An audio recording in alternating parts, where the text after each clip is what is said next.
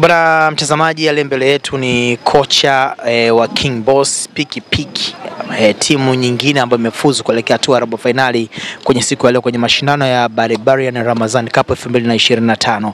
Kocha, hongera kwa kufuzu. Asante sana. Lakini ni kama matokeo hivi hamjaridhika nayo hivi. Nini ambacho kimekufanya leo ushinde kupata alama 3 na uongoze kundi lako? Malengo makubwa yalikuwa ni kuongoza kundi. Sio kufuzu, yani kufuzu hatua iliyofuata ni swala ambalo tayari tumetarajia. Lengo kubwa ni kufuzu kundi. Kwa hiyo imetokea basi ni mpira. Tumeshukuru mwenzetu yamejiandaa vizuri kama sisi, na isitoshe tunaamini huko mbele tutanaye tena. Kwa hiyo ni matokeo ya mechi ya kwanza. Nini ambacho leo kiufundi kabisa, ni eneo gani leo alikufanya kazi yake sawa sawa japokuwa alitoa maelekezo sawa sawa? Eneo gani ambalo limekuangusha leo, kama wangefanya ulivyokuwa unawaambia labda ungepata alama 3 leo?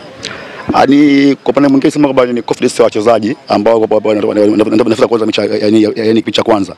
Kuna baadhi ya wachezaji walikuwa confidence yao sio mzuri. Kwa hiyo naamini kwamba wengi ni game ya kwa sababu tayari shakuwa na asilimia 90 ya kuingia katika hatua inayofuata. Kwa hiyo ni game plan iko vizuri. Tuamua kumheshimu mwenzetu kwa sababu timu yetu sisi kama timu sisi ndio kwa tunaanza kutengeneza taratibu. Kwa hiyo kiukweli tumheshimu mwenzetu. Nataka uniambie sasa, mnaelekea robo finali, eneo labda ni gumu zaidi na nyinyi mnakwenda kama nafasi ya pili, maana yake kuna uwezekano 100% mkutana na timu ya nafasi ya kwanza kwenye kundi lingine. Mipango yako kama mwalimu na matarajio yako kama mwalimu kuelekea robo finali ni yapi? Matarajio kama mwalimu, kwa malengo makubwa ni kwanza kuingia katika hatua inayofuata. Tayari tushaingia hatua nyingine.